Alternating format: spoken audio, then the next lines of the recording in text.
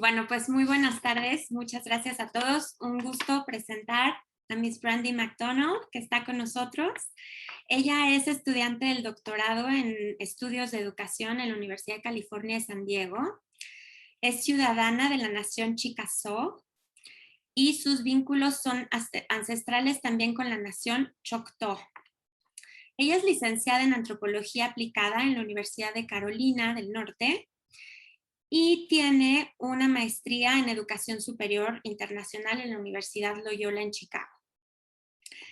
Brandie también es directora de iniciativas de decolonización en el Museo de Nosotros, que antes se llamaba Museo del Hombre de San Diego.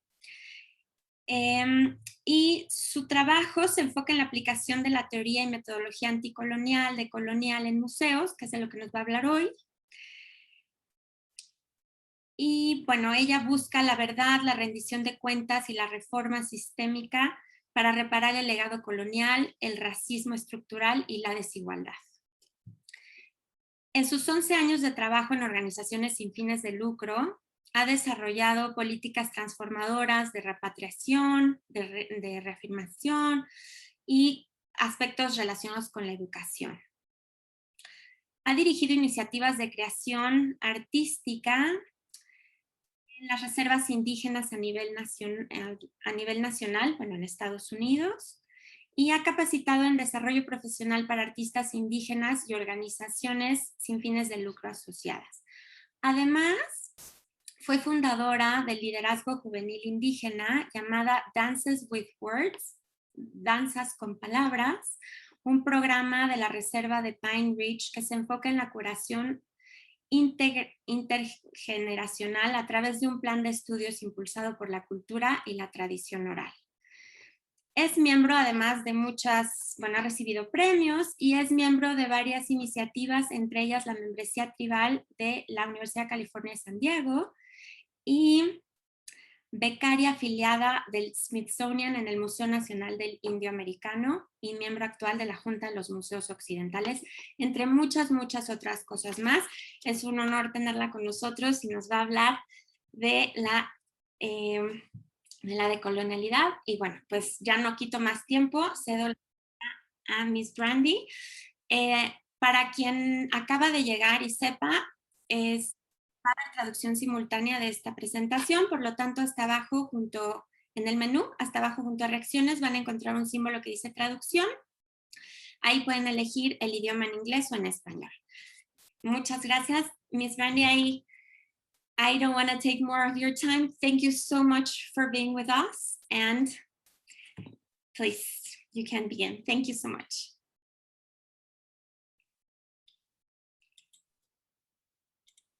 Wait. I'm on mute. Okay, now you can begin. Don't worry. Brandie MacDonald, Chickasaw, Chatasea. Hello, my name is Brandie MacDonald. I am a citizen of the Chickasaw Nation. I have ancestral ties to the Choctaw Nation. The language that I just spoke is Chickasaw. It's the southern dialect of the Chickasaw Nation, of my community, but it also is Choctaw.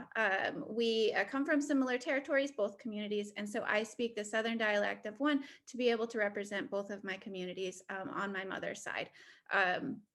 I'm so honored to be here with you all today. So thank you for being in this space and gifting your time. And I'm really looking forward to the conversation afterwards. Thank you for the introduction and also for the interpretation. Please, if I talk too fast, please let me know to slow down because I get very excited, as I have mentioned before, because I love talking about this and I love being in community about it and how transformative it can be. And so when I get excited, I tend to speed up. I think maybe a lot of other folks do, so I'm not alone in that, I hope. I'm gonna share my screen with you all and then kind of just dive in a bit. So this is the Museum of Us, formerly the Museum of Man. We changed our name this year. So grateful for the change of name. Both was a long-standing reflection of colonialism, held colonial legacy, was a direct reflection of pain and harm for Black, Indigenous communities of color, and it also showed like epically represented the patriarchy, right? And the binary. If you look at our building is a monument to the colonizer. It is Spanish colonial. It looks like a cathedral, a church. It was never a church. It was always made to be an anthropology museum. But if you look closely, which I'll show you a little bit later on in the presentation, it has 9 colonizers etched into the skin of the museum. And they are... Brandie, could you please go a little bit slower? Sorry, I'm sorry. I appreciate it. Yeah. So there are 9 colonizers etched into the skin of the museum. Of the 9 colonizers, 8 of them are of Spanish descent. 1 perhaps maybe Portuguese/Spanish. And then there's 1 that's British, a British colonizer. They're a mix of conquistadors, missionaries, and kings. And so we'll kind of talk a little bit about that later. Not only is the exoskeleton of the museum a direct reflection and the embodiment of colonization, but we also are deeply rooted in colonization and reflecting colonization. As being an anthropology museum, our collecting practices, we were built in 1915, this building, and it has been here since. So the footprint of the museum, or first, just recognizing, is that we sit on the ancestral homeland of the Kumeyaay Nation. It's the indigenous people of the land. And you can see here is an aerial view of the museum, and you can see the full facade. And then we call this square is the quadrangle. But this is the ancestral homeland of Kumeyaay peoples. We have actively harmed Kumeyaay peoples and indigenous peoples throughout our history, through our 100-year-plus history. And Kumeyaay peoples continue to work with us to this day. They continue to maintain their connection to the land and steward the land, and their generosity and kindness, it continues to work with us, even though the harm that we've caused for so long. And so we're really grateful for their continued time and emotional and physical labor that they give to us. And then also the opportunity to rebuild trust, or just build trust, because we have never necessarily presented ourselves in a way that they should trust us. So now the footprint of the museum.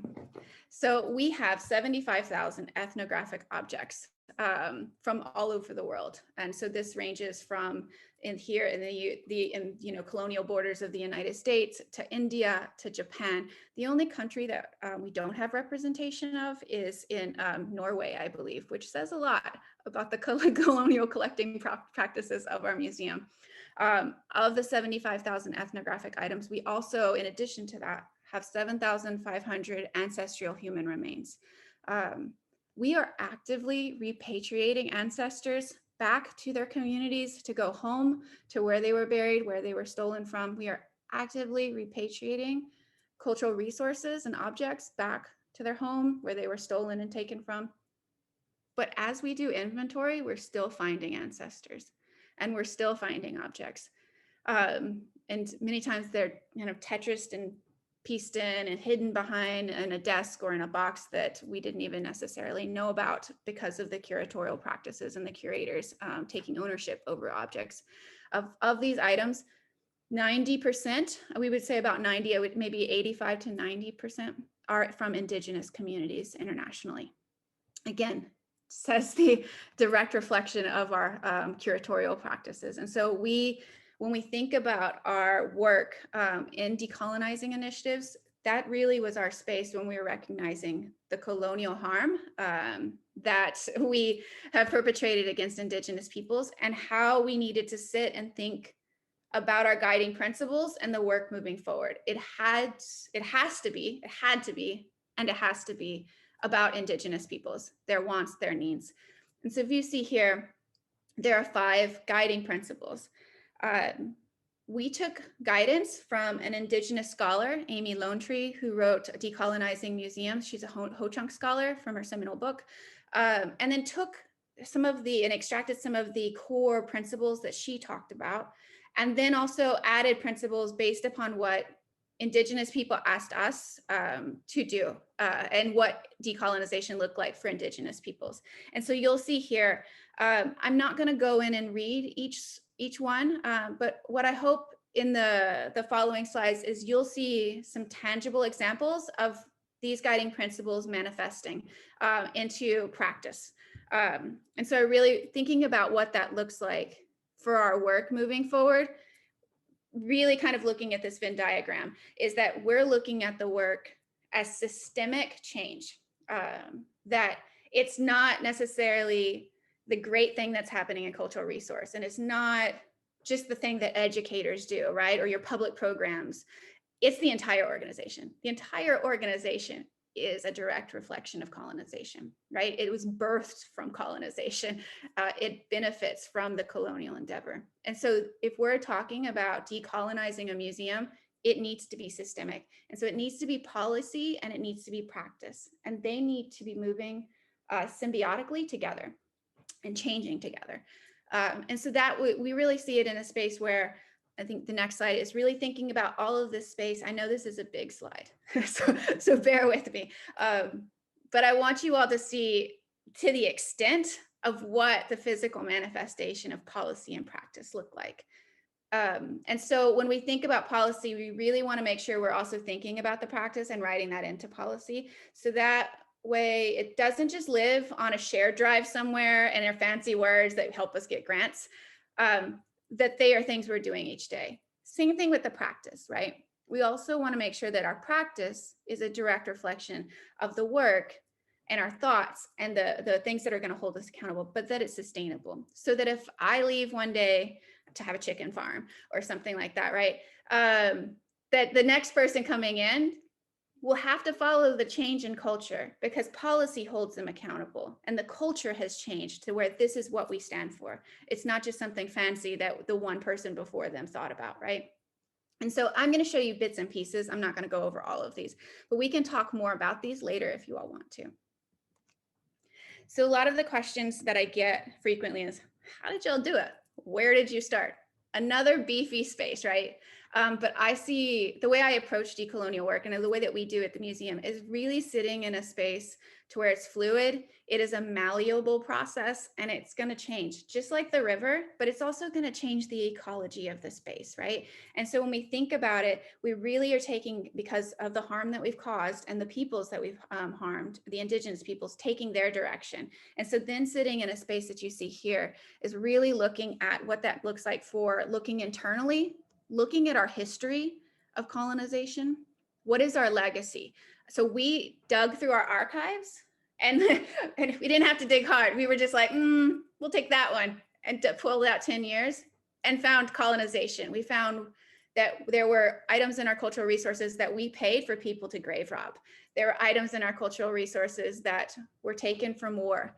There are items in our cultural resources that were donated that someone had killed an indigenous person and took it off their bodies and then had passed it down through their family.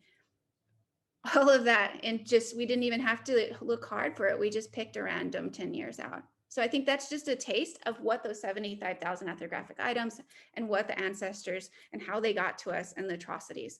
We also really wanted to make sure that we were honoring and listening the direction that we were getting from the community. And then action. You can't talk about it and make a statement without action. And then that leads to policy. And then we also really wanted to talk see more action, then it leads to policies. And we thought about collective process. So it's not just me writing process, but we wanted to make sure that everyone took ownership in it. And so that's where you see here, we're about this internal working group where we brought our board, community members, and staff together in the same room. We pulled those archives out. We bared our coloniality and we was like, this is what we've done. This is how it hurts. This is how it hurt my people and other people. And this is how you, as an archaeologist, have contributed to that. Because one of our board members who's in the group was an archaeologist. And I started unpacking those feelings and white fragility and all of that comes with it, right? And then started creating policy around that. So that way, when we went to get those policies and those practices and implement them, or to go to the board members as in the board meeting to get that as an institutional space, they could defend it to where it wasn't just me, the only indigenous person on staff being like, this is what we want. It was the white people coming up and saying, this is what is right. And so they were leveraging their whiteness and their powers and privileges. And then I was also coming to support that. So they were stepping up, right? And we were all taking ownership in the development. And then you can even see here more action, and I'll show you pieces of these actions, but it's just really that flow of how this comes together. This is not a blueprint. This may not work for everyone else. It was the path that we took, and it may change. And I think that's what's really important about this work, is that it has to fit with what your needs and wants and what the community's needs and wants are, because they're the ones that are being impacted by colonization, right? You have a colonial legacy. So what does that mean to make sure that we are listening to the wants and needs of the community? And that's kind of what we see here.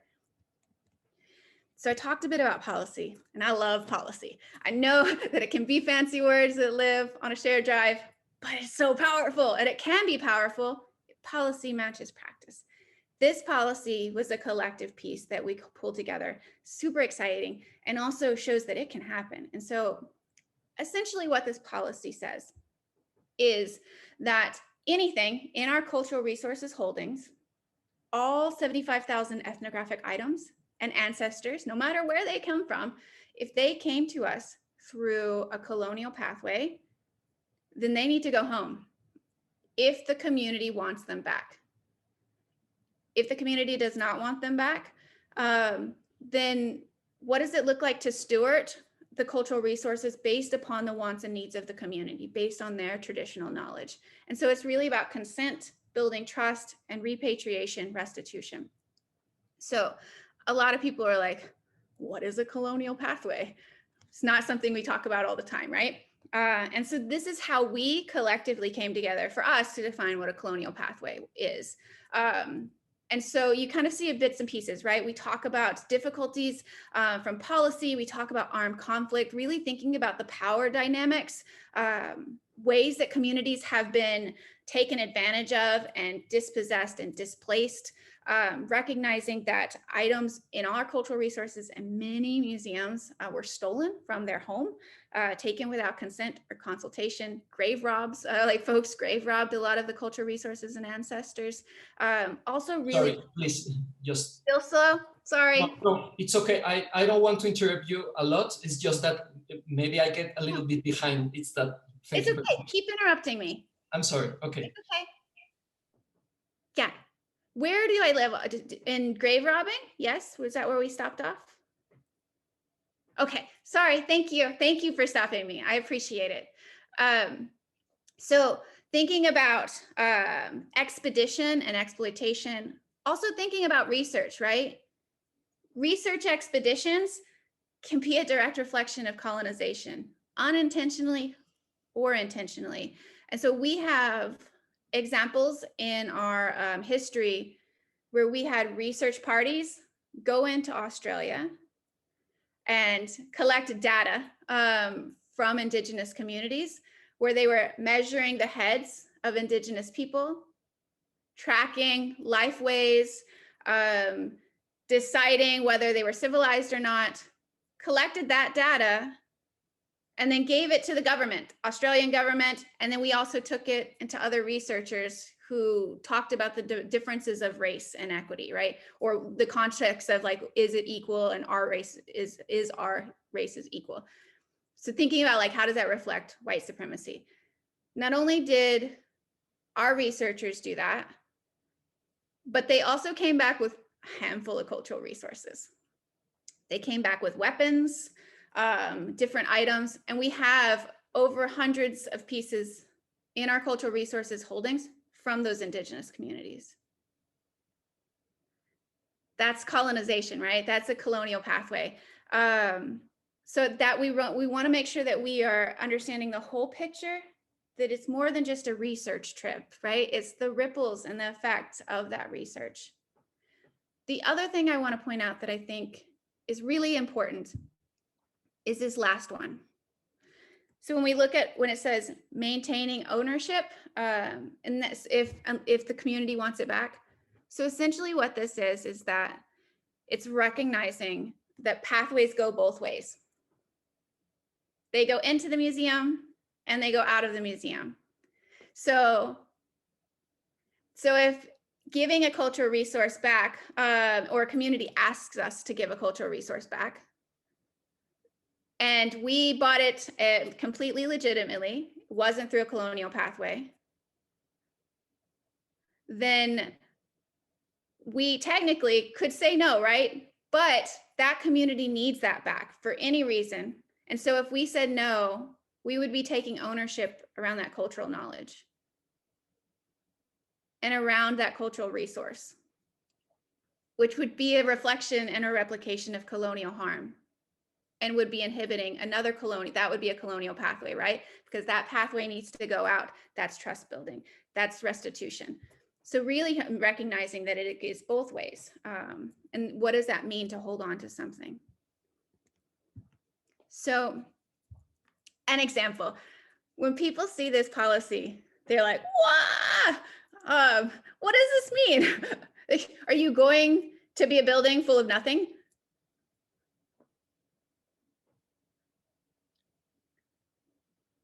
And so a lot of times what we say is that no, although it would be cool, like, can you think about what it would look like and what we would say if we were a building? Like, what is the messaging around colonization if we were a building full of nothing? But that's not the case. This is an example. Communities want their stories told, but they want to tell their stories, right? Communities don't want all their cultural resources back. They want, like, and I think that that's also important to note. Some do, and that's great. Some don't. Like Ambassador Ole Senkale, he's from the Maasai community in Kenya, and he came to us to talk about administration because they were starting a cultural center. But during those consultations that we had to talk about administration, we knew we had cultural resources from his tribe. So we decided to have and asked him if he would be interested in seeing those cultural resources that you see here. And so during that time, we were like, do you want them back? Our policy says we would love to repatriate them back if you want them. And he kept saying no. He's like, no, we don't need this. We don't need this. But he was like, here's a list of things that we do need. Maybe you can leverage your network to be able to get them back to us. And then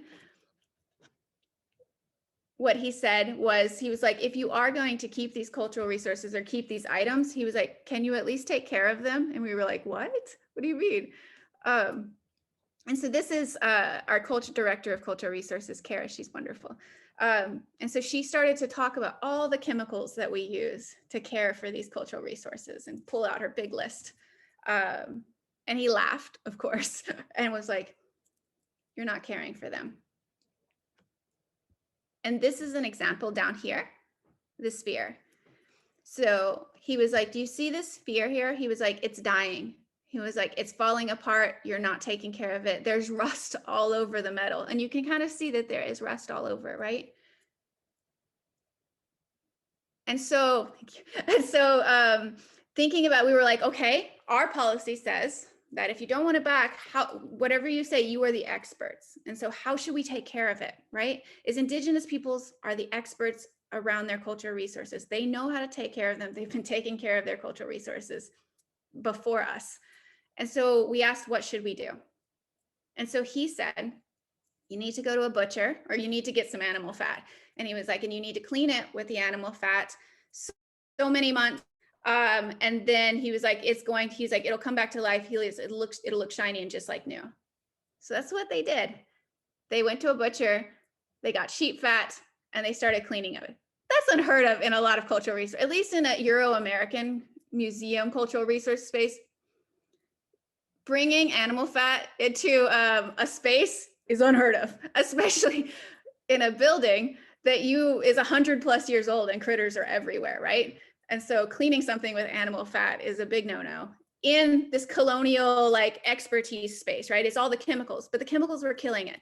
And so what Kara talks about, Kara right here, is how when she cleaned it with the animal fat, that she felt it take a breath of fresh air. And she said she felt like it came alive and that it was connected and it was sitting there with her. And it was the first time that she actually felt like a cultural resource from where she sits in the world, that a cultural resource was alive and she was connected and having a conversation with it.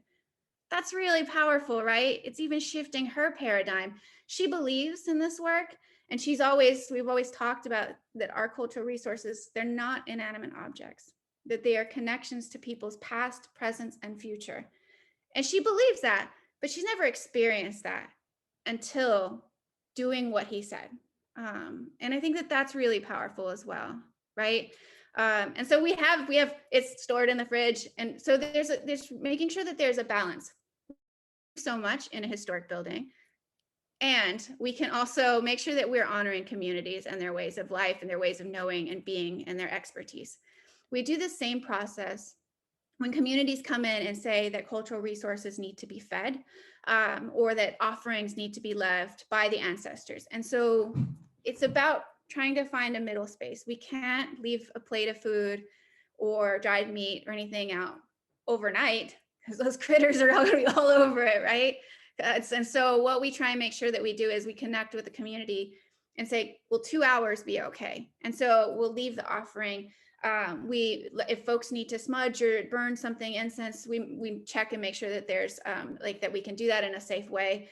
And then we come back, right? And then we make sure that we can take the food away. And so there's trying to find that middle ground of ensuring that the practices are being followed, but also trying to make sure that we are navigating an environment that we also have no control over. Switching gears, that's okay. So that's cultural resources, right? One of the epic spaces for replicating colonial harm is our marketing. Marketing never thinks that they do wrong, right? They're like, oh, we're just having a conversation with people. Words and images, they're powerful, and they can tell you things about colonization and the culture of a community and the culture of an organization without even like audibly saying something. And that's what we see here, right? This was a piece back when we were the Museum of Man that was going to go up outside, and it was trying to entice people to come in to an exhibit. Yeah, I agree. I see some of y'all shaking your heads, and I was like, and so a lot of part of my department is looking at cultural, like looking at policies, looking at scripts, looking at signs before they go out. And so this came across the desk, and I was like, whoa. And so we had a conversation and looking at this and unpacking it, because they didn't mean to be like colonization, look at the colonizer, discovery, right? But that's what this says. And this, for me, harms me. And so when sitting there with them, is really unpacking and being like, I recognize that you didn't mean to do this, but these images that were placed here tell a story. And if I were walking across our plaza, I would never come into our museum. I would actually screenshot it, right? And like put it on my social media and be like, what's going on? Because we have the Columbus boat that we see here. We have the shoreline. It screams discovery. It screams white savior. It screams enslavement, right? The shoreline was the space where peoples were kidnapped from their homes and taken and enslaved. The space where they took our lands, ripped our religion, our spiritualism from our young people. Young people were killed. Gender was now a binary. Like so many different layers to unpack in this. Sorry. No, I'm sorry. The other thing is looking at the placement of cannibalisms on top. And you can kind of see how it's really like sexy and fetishizing. So we ended up shifting to this. It's not perfect. It's not necessarily, doesn't fully scream elitism or colonialism, but it's better. And it's a better phase. And so we have, I think it's called a schooner. I'm not a boat person, but it's not a Columbus boat, right? The shoreline looks different. Even the changing of where the exhibit title goes changes the feel of it. And so really talking and shifting spaces and thinking about the tone of our images that we put out is really important. And also recognizing it's not going to be perfect, but it's better and it's a step forward. And that's a lot of, I think, of the decolonial work, especially in the spaces, is how can we get us to go at least 2 steps forward or 1 step forward. I would love us to be a 10. I would love us to be 100. But sometimes if I push for 100, or even if I push for a 10, we're going to break. And then there's no compromise and there's no growth. And so this was a 5, right? But a better 5. So now we have another sign. This is a newer sign since our name change. This happened right as we were starting to reopen around COVID, reopenings for our area. So I'm going to zoom in because I know this is big. And so you'll see a closer version of it in just a second. But I wanted you to see the whole thing. So this is a sign that we call Decolonizing Initiatives in Action. The goal of the sign is to show folks that there's work happening, to truth tell, and to show what's happening behind the scenes, right? And so this exhibit you see here is our exhibit Maya, Heart of the Sky, excuse me, Heart of the Earth. And it's a terrible exhibit. It is, well, I say terrible because it's archaic. It is a replication of colonial harm. It talks about Maya peoples as if they don't exist anymore in today, that they're not living, breathing individuals that continue to create and have culture. And it uses words like myth, and it uses words like witchcraft in there, which is terrible. And so we need to be honest about that, because folks coming into our exhibit or into our museum, they give us a lot of power and privilege and authority. And they think that coming into these exhibits is how it is, right? Like, because we are the authorities, because society has deemed us, and we've also deemed ourselves the authorities.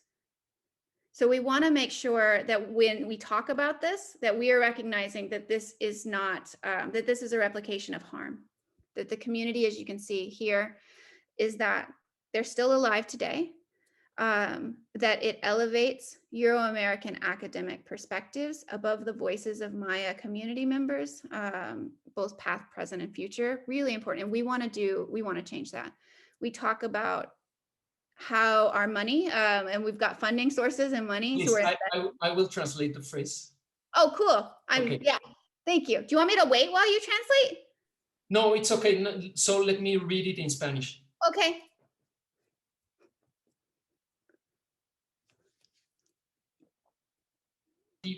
De esta exhibición, y lo que decidieron fue mantener el display, aunque estaban en desacuerdo, es un display que habían heredado y les parece malo, decidieron mantenerlo, y en la cédula nueva lo que dice es esta narrativa ensalza las perspectivas académicas euroamericanas sobre las voces de las comunidades mayas relacionadas con su pasado, presente y futuro. Y ahora estamos intentando hacer lo contrario. Thank you. I appreciate that. Thank you so much. We really, just a quick, is we wanted to show the difference of, or not the difference, but we wanted to make sure that we talked about our commitment, that it wasn't just making a statement, but this is how we're approaching the work. So it holds us accountable, and it holds us accountable to the Maya community members and the non-Maya community members coming into our doors. Another space that holds us accountable is our Google Arts and Culture exhibit. This happened, we created this in the midst of COVID. It was like started in May, finished it in September. What's really important in this piece is multiple spaces, but the conversation around what we would make a Google Arts and Culture piece about was thrown around. And some folks were like, oh, we need anti-racism, or, oh, we need a piece that's about one of the exhibits that we have. But this is where my department really pushed and was like, no, we need to do what the community has been asking us to do for decades. That we do recognize that anti-racism is important, and the death of George Floyd was important, and talking about Black Lives Matter. But in that space, when we are creating, the community didn't ask us to talk about that. The community asked us to talk about those colonizers on our facade. And they've been asking us to talk about those colonizers for years. So that's where we leaned in to do decolonial work, is hearing the community's wants and needs and following through with that. Do you want to read this page and I can wait? Okay. Traducir el texto que en Google Arts and Culture. La soberanía indígena, el conocimiento y las solicitudes que fueron durante largo tiempo silenciadas e ignoradas por el museo durante sus primeros 100 años. El museo reconoce que a través de su historia, las voces y realidades del pueblo Kumeyaay y también alrededor de otros 1000 comunidades indígenas fueron descuidadas para perpetuar la dominancia, las narrativas históricas dominantes que sostuvieron modos de pensar coloniales y racistas. Hemos reforzado el poder colonial y el prejuicio colonial, incluyendo solo una parte de las narrativas arraigadas en el eurocentrismo y en la historiografía europea americana. La historia dominante euroamericana, la narrativa histórica dominante euroamericana sobre los 9 hombres representados en la fachada de nuestro edificio, no es otra que una de las maneras en las que nos hemos comprometido o hemos respondido a esta práctica, tanto intencional como inintencionalmente. Estamos ahora comprometidas a hacer un museo mejor para nuestra comunidad y para futuras generaciones. Espero haberla traducido bien. Thank you. Thank you for reading it. Really important. This is the 3rd slide of the exhibit, and wanted to set the stage. Like for us, it's really important that truth-telling and accountability piece needs to be in everything. It lays the foundation of all of our work. And that's what you see here, is that we wanted to make sure we were accountable to how we have historically and presently perpetrated colonial harm. And you see that in that sign. Something else in our consultations that we do, to go back to cultural resources. Every consultation we do with Indigenous communities, we pull the archival information of how those cultural resources came to us. All of that coloniality, and we show it to them. And we apologize because we've participated in it. We also let them know if we have separated their ancestors and given their ancestors somewhere else, if there have been clones, because there's quite a bit companies that make copies of ancestral remains and then sell them to schools.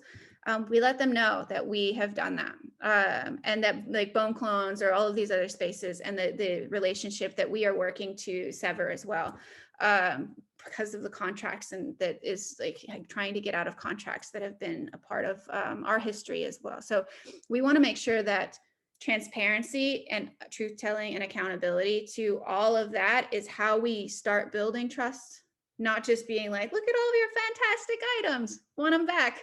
It's also look at our history and we are sorry. And you don't have to trust us. We don't expect you to trust us, but we want to try and build your trust, which I think is also something that we really want to.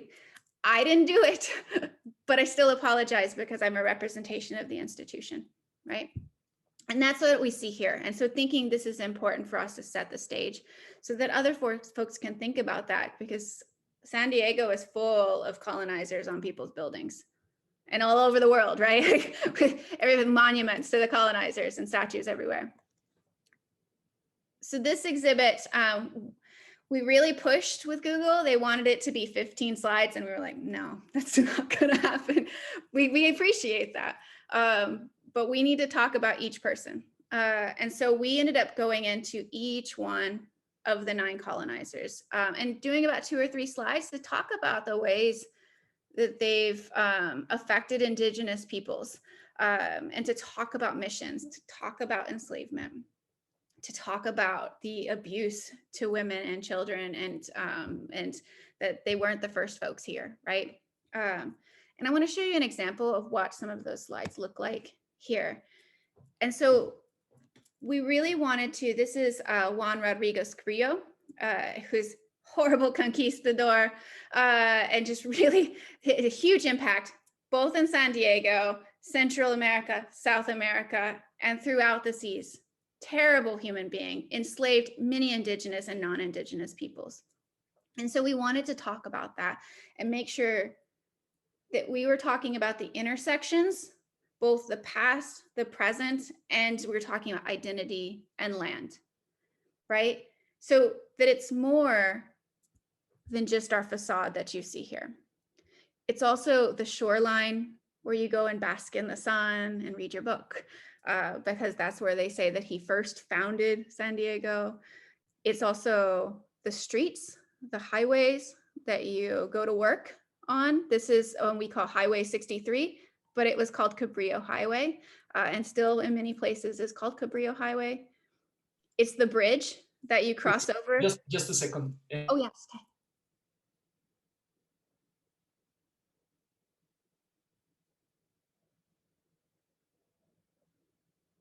Que es el nombre del apellido del conquistador y que todavía su nombre está en muchas, no solo vialidades, sino distintos espacios públicos de San Diego. Yeah, thank you. It's the bridge that you cross over to get to our museum. This is a historical image. Bridge is still there. But that's how you get to the park, Balboa Park. Balboa is also a colonial name. It is the name of the whole park that all of us are in, right? And so what does that even look like?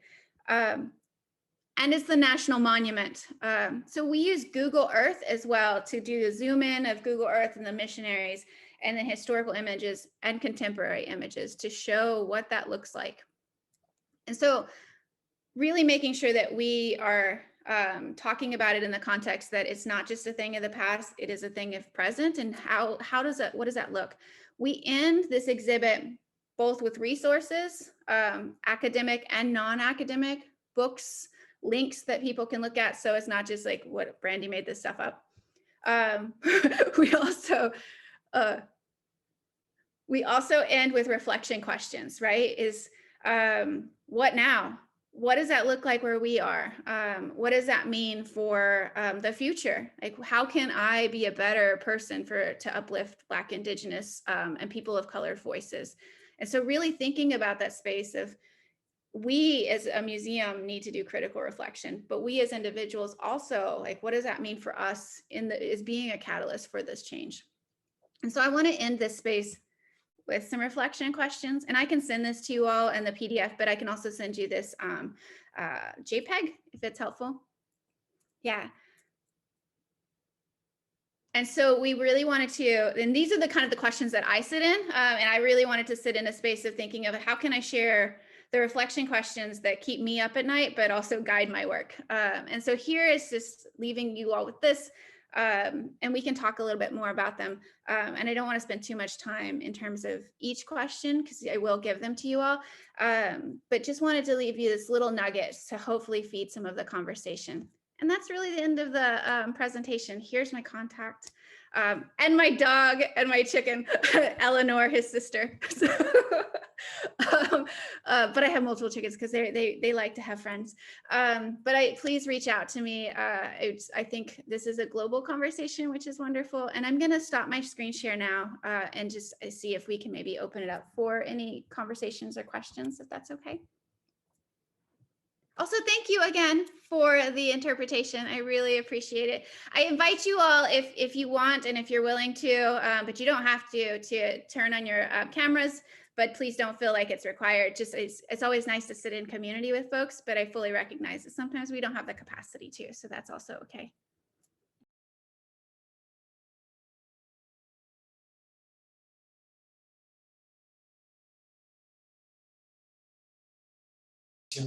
Yo quiero añadir que me disculpen por mi torpe traducción, hice lo mejor que pude y pues bueno, adelante podemos empezar a conversar con Brandie. Yo les quería pedir, sé que están acostumbrados a poner preguntas en el chat, que es muy válido, pero los queremos invitar a animarse a abrir micrófono y abrir si quieren cámara o no, pero para preguntarle más de viva voz a Brandie, si se quieren animar. Aprovechen. Sofía tiene una pregunta. Adelante. Hi, Brandie. Thank you for your conference. It's always amazing to hear you, really. So thank you very much. I have two questions. One of them is, how is the museum dealing with the structural basis of anthropology and their research tools, like, for example, I don't know, like an interview, for example. How are you dealing with that if that is in the core of a museum like the one that you're working in? Sofía, ¿puedes decirla también en español para que por si acaso? Sí. Gracias. ¿Cómo está lidiando el museo con este problema estructural de la antropología y las herramientas que ocupa, como por ejemplo la entrevista, como una de las herramientas básicas de la antropología, siendo la antropología una, digamos, como el nodo de investigación de este tipo de museo? Brandie. Thank you. I think it's a great question and a difficult question. So how, at least how I approach it in working to guide the museum as best I can, is looking at what is because that's a methodology. How do we decolonize that methodology, like, or at least work towards decolonizing it, right? And so I don't think that the interview or the practice of interviewing is necessarily colonial, but it's the approach. It's that ethos, right? It's the extraction. It's like mosquitoes or vampires. It is not reciprocal. And so shifting that, and also asking for consent, and knowing that sometimes during interviews, more is shared than what wants to be shared. And so really thinking about what member checking looks like too is after you collect that data and be like, is this the data that, there's a lot of, and it's more than just data, this is their lives. So is this okay for us to have? What do you want us to not have? Because there was a lot said and a lot shared. And what can we have and what can we share with other folks? Or what do you just want to be here for perpetuity or to be connected to an ancestor or cultural resource? And so consent is a fluid thing. So folks come back and say 2 weeks from now or 2 years from now and be like, actually, elders have decided we can't talk about that anymore. You can't put that needs to, then we take that down, right? Because things change, consent changes, and that's okay. And so really thinking about that in the context, similar in terms of consultations. During a consultation process, I feel similar to like an interview, right? We ask consent to take notes each time. And then we say, would you like that as a part of our archives or just as a part of the practice for this? Like, where can this live? And I think that's really important too, is constantly just checking in with them. Can we touch this way? What are the protocols about, like, is there a gender protocol? Can someone who is a menstruating individual touch it or not? And so just thinking about that is making sure like we're trying to hold those spaces for all. We do get some challenges in the context of physical anthropology, because we sit in a space of cultural anthropology, at least right now.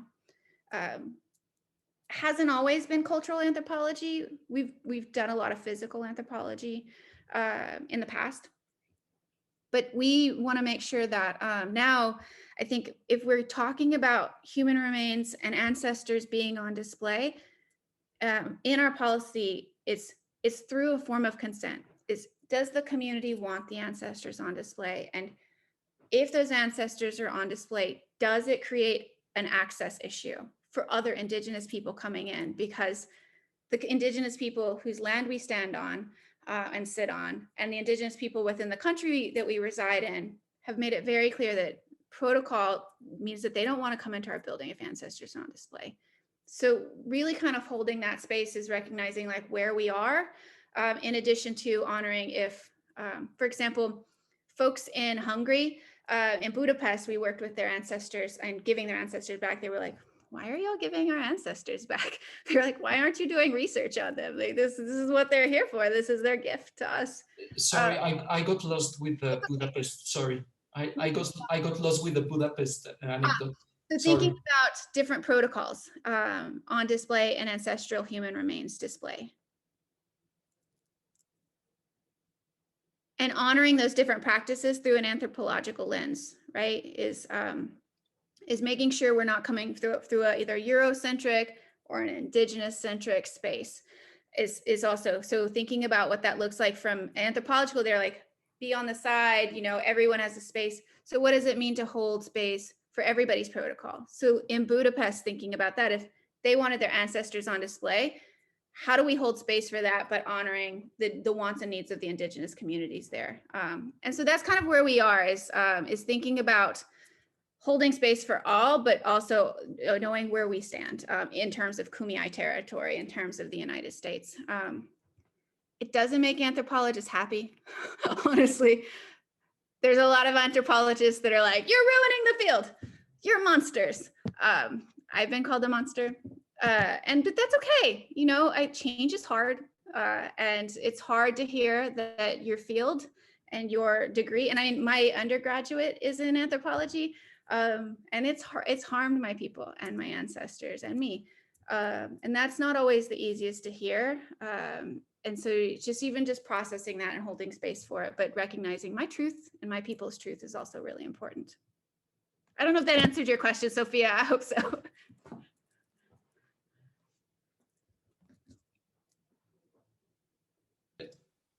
We have in the chat, we have a question. I will translate it for you.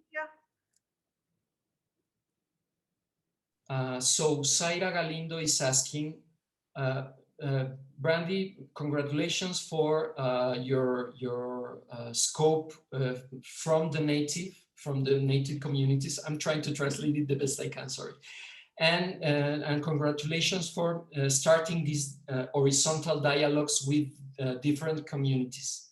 My question is, what are the challenges that you have faced in the beginning of this project, and which are the ones that still remain in this decolonial perspective? And the third one, how much have the women of the communities have been involved in this process? Those are three big questions. Thank you for that as well. So the challenges, I think, both that I faced in the organization. So I think in terms of the organization that we have faced at the beginning, it's new, and for a lot of folks, right? It's the first time that many folks on our board or our staff had to come to terms with that museums harm people, like, and are violent against Black, Indigenous communities of color. Okay, I'm gonna translate.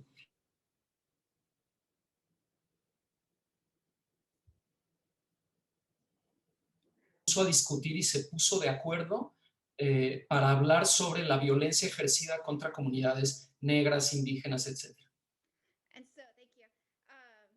And so shifting and having those conversations and having to explain and unpack is really hard. And some of it was on me, and some of it was on the people that came before me. And they really did a lot of that emotional and physical labor too before I was even hired. I've been at the museum 4 years. No lo empezó ella, sino que lo empezó gente antes, y resalta, digamos, el esfuerzo psicológico y físico que eso representa. Shifting the culture of an organization, you can write policy, right? Or you can write practices and put those in your drive, but the culture shift, that's hard, because that's changing people's minds and their everyday practices.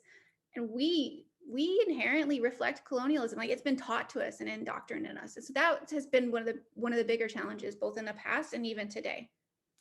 Okay. Grandes retos es que tú puedes poner las políticas y hacer metodologías y prácticas en un papel, pero en realidad se trata de un cambio cultural profundo, y esa es la verdadera dificultad, e implica una labor colectiva y de largo plazo. Estoy interpretando. I think so. In terms of where we sit today, there's a variety of different things. One is, what does it look like to vision 5 years from now? Because there's so much on the micro that needs to happen. Like we need to repatriate 75,000 ethnographic items. How do you 55,000. 75,000. Wow. Yeah. How do you do that? How do you, an ancestor from India that just says India, or Philippines that just says Philippines Indian? There are thousands of indigenous people there. And so that is, I think, a challenge that we will be navigating for the decades, right? And that's something that keeps me up at night. Los retos a futuro es, de aquí a los próximos años, y serán muchos años, hay que devolver a distintas comunidades cerca de 70. I just want to say, I'm sorry, my internet disconnect, but actually, you answered my second question just here in the last part of your answer. Thank you. Entonces, la labor de devolverse a distintas comunidades 75,000 objetos es titánica, sobre todo cuando tienes objetos de la India o de Filipinas que solo están etiquetados como India o Filipinas. ¿A quién se la devuelves? The other thing I think that I is really important to say is this work is hard. It emotionally, physically is hard. To go through archives and look at the way that the colonizers have taken advantage of indigenous people, even writing the Google Arts and Culture exhibit and listening to the way they stole women and children and like violated human rights, and that's hard. Even Kumeyaay, I'm not Kumeyaay, but that's my relatives, right? And I think, what does that mean for like, how do we as indigenous people of color, that trauma is like processing through us in order for us to do the work. And I think that that is a very real challenge. And I cry a lot. So. Thank you. So the last part in terms of women, yes, like our staff, like I identify as a woman, my staff, like in the DI department with our cultural resources, like we are the ones that show up. We are the matriarchs, right? I think about indigenous, like we're the backbones of the community. And so that's what we also see in a lot of the work. I mean, like even our person who works with the ancestors, she's a woman, and the way she's caring for them, the way that she's been taught. And I think women, like the context of women can be very fluid in indigenous. And that's what we want to make sure is like, it's not these colonial binaries of women, but it's a fluid decolonial context of like like, what does that mean in terms of the communities and the gender roles? It's not just a menstruating individual. It's not just a specific individual with the different types, like body type, right? It's how do you define in terms of your community? And so I think that that's really is holding space for that, but we're seeing communities lean in from their traditional values, and we're creating spaces that don't create barriers, but create access to hold those spaces. That's a little like not defined, but I think the work in gender is not really defined in a decolonial world. Okay. Empiezo por el final, que el género en el trabajo decolonial no está tan definido. Ella y su equipo son mujeres, y en su organización son las mujeres las que más están empujando esto. También quienes cuidan los restos culturales y quienes trabajan con los restos de ancestros, quienes más empujan y quienes más cuidan son precisamente mujeres dentro y fuera de la organización. Y las mujeres son la columna vertebral de muchas comunidades. En todo caso, la idea binaria de hombre-mujer, que es de origen eurocéntrico y colonial, no necesariamente aplica de manera tan literal en muchas comunidades. En todo caso, son ideas fluidas y que están en constante discusión, no solo fuera de las comunidades, sino dentro de las distintas comunidades representadas. Do you want me to call on folks, or would you like to call on folks? Whichever. Okay. Yeah. Mariel has a question, and then yeah. Thank you so much, Brandie. So Mariel, go ahead. Okay, Brandie, I have a question for you. Ahora la traduzco. I come from a generation, as you may know, that is big on cancel culture. And my personal question is, how do I incorporate anthropological archive or ethnographical documentaries in my study groups or in my personal research without producing further harm? And also, how do I not become paralyzed with all the strong feelings that arise when dealing with these pasts, but that need to be revised at the same time? Traduzco.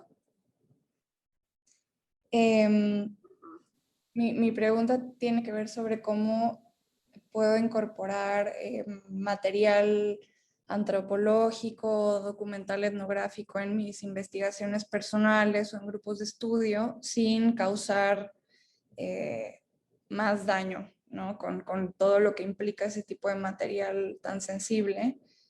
Y también le pregunté cómo no, pues sí, cómo no paralizarse con todos los sentimientos de culpa, de enojo que surgen cuando se trabaja con este tipo de material, pero que pues se tiene que revisar, ¿no? Entonces esas son mis preguntas. Gracias. Muchas gracias a ti. Go ahead, Brandie. So I think the short answer is do what you feel is right is in your gut, because only you can really, like, I can't, but I could tell you how I maybe would do it if that would be helpful, because there's all sorts of different types of, I think, challenges that you may need to navigate. Andrew, just tell me when you want me to stop, okay? So I think first is sitting in a space of, when we present those documents, is accountability and truth-telling. And accountability is being honest and truthful about those documents. And then what does it look like to hold those documents, the institution, the academy, accountable? And what does it look like to move and also think about what would it be without, like, right? How do we continue to build from that? Just like the facade, we're not rewriting history. We're just telling all the history. And we're being honest about the ways that that history harmed and growing from that. And so that's kind of the space I would be in. Go ahead. I will translate. Yeah, thank you. Primero, la respuesta corta a la pregunta de Mariel es: ¿se siente bien? Ella piensa que la manera en la que hay que aproximarse a esos archivos y esos documentos es con responsabilidad y diciendo la verdad. No se trata de reescribir la historia, sino de decir toda la historia, incluyendo todas el daño, ser explícitas en torno al daño hecho y a las agresiones realizadas. Thank you. I think that the part that you're talking about in terms of, like, that being frozen and engulfed by all of it, right? It hurts. And also, like, so much. What do we do? Because it's just nonstop. It never stops, right? And then we're in quicksand and this sludge. And I think that that's real and that's valid. And sometimes taking a pause to hold that space and to release or to call up someone to vent about it is valid and necessary.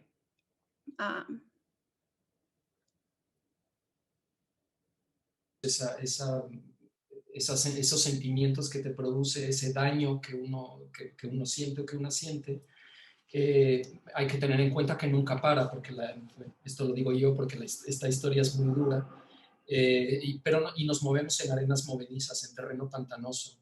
Se vale tener esos sentimientos y es importante entonces ir tomando pausas para poder digerirlo.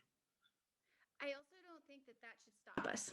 Aside from, like, I eat my feelings a lot, which is really, like, what can I do? Like, I'll have, like, maybe it's a donut or a cake, but it shouldn't stop there, right? And that sludge shouldn't stop us, because that's colonialism holding us back. So I think it's, where do we go and how do we make sure that it doesn't happen again?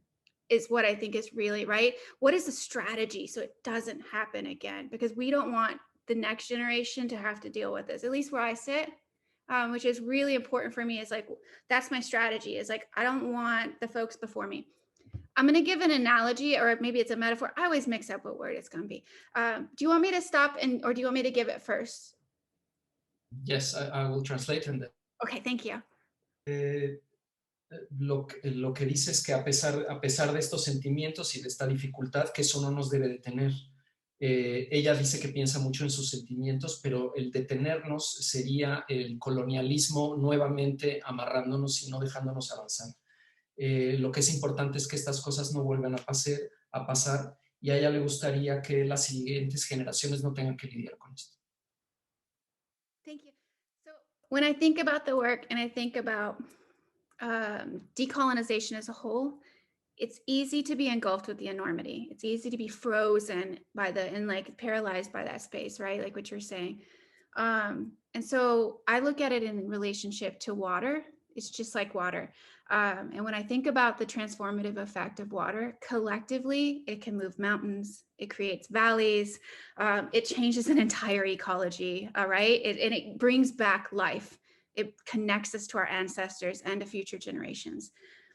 Additionally, one drop of water continuously hitting something over and over and over again, it's going to create a hole, and it's going to create a passageway, and it's going to break. And so I think that is what does it look like for us to continue to do it, but to take care of us at the same time? And then what does it mean for us to create change? Because we are water, and collectively we can change the whole field. And individually, we can still continue to make change so that hopefully the next community or that whoever is after us will not have to create the hole. Maybe they're making it bigger. It doesn't work for everyone, but that's where I sit in it, is continuing to think about, like, how do we heal like water? Como nos compara, digamos, con el agua. La decolonialidad como un todo nos puede paralizar por lo vasto del asunto.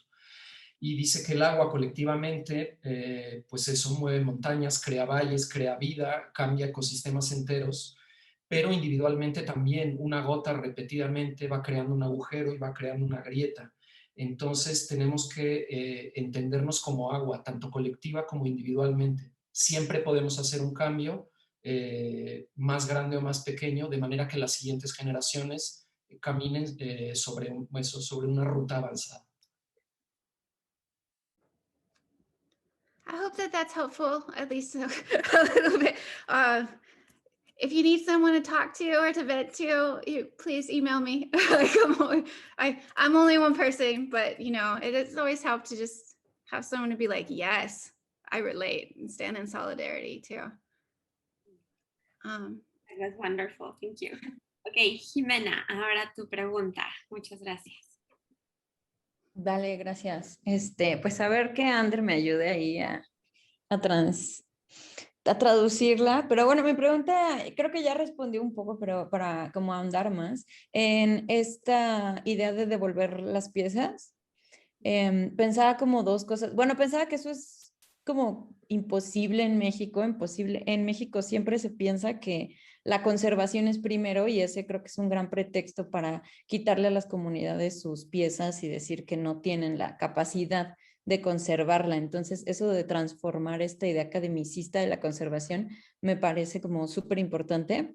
Y ahora sí, en ese sentido, tengo dos preguntas. ¿Cómo saber a quién devolverle las piezas? Porque justo esta idea de la India o Filipinas, y de pronto porque al final uno está ya, dependiendo a quién se la devuelvas, ya generas un discurso de quiénes son esas personas a las que se las quitaste. O sea, como que se la devuelves al Estado de la India, o se la devuelves al pueblo que vivía donde la sacaste, pero quizás ahora ya es un pueblo diferente. Algunas comunidades se mueven, o sea, es decir, cuando tú decides a quién le devuelves, ya estás como imponiendo un discurso, digamos, ¿no? O defendiendo, legitimando una comunidad más allá de otra. Entonces creo que es como, eso es un problema y me parece como bastante interesante. Y como ejemplo nada más, pues, o sea, por ejemplo, aquí hay unos códices que se sacaron de Oaxaca, pero la comunidad en realidad ya no los conoce, o sea, la comunidad actual no conoce exactamente los códices porque se los llevaron hace tanto tiempo que ellos no los, como que su relación con ellos es complicada, ¿no? No es que los hagan suyos como en absoluto, sino que saben que son de allí, pero entonces en ese sentido me preguntaba, ¿qué hace el museo? Si tú como museo les das información también para que vuelvan a... No, porque eso también sería bastante colonizador, ¿no? Llegar y decirles, tu códice es valioso porque mira, tengo toda esta historia que dice que pasó todo esto. Entonces, o sea, como que por ahí va mi pregunta, perdón, Ander, espero que logres hacer algo con eso. So, Jimena's question, Brandie, is the next. Sorry, I have. Okay, so she wants to talk more about the returning of cultural heritage. So she thinks that sometimes here in Mexico, it seems almost impossible because the academic idea of conservation always prevails. So it's a way of saying to the communities, you are not able to preserve your own heritage. So she thinks it's important to transform this academic idea of conservation.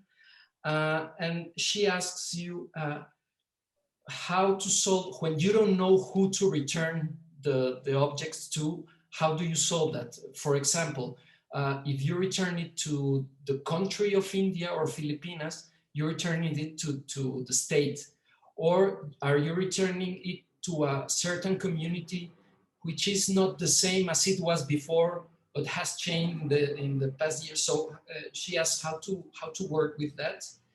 And she says also that this means that you are making a statement. When you return something to someone, depending on whom you return it to, you're making a statement to, and you're taking a position.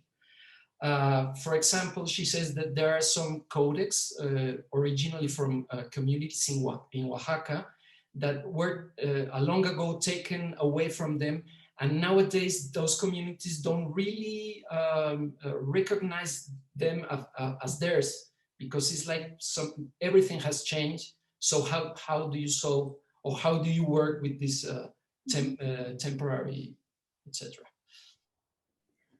So some of them is we don't know yet. I think as an answer, especially in the context of like if it, like we think about maybe an item from India, we're not sure. That's our team's going to have to do research and figure out where in India it was extracted. Look at and who and even just like, what does that look like? And that's been a question, especially in terms of like, we have a gathering of mummified Peruvian ancestors.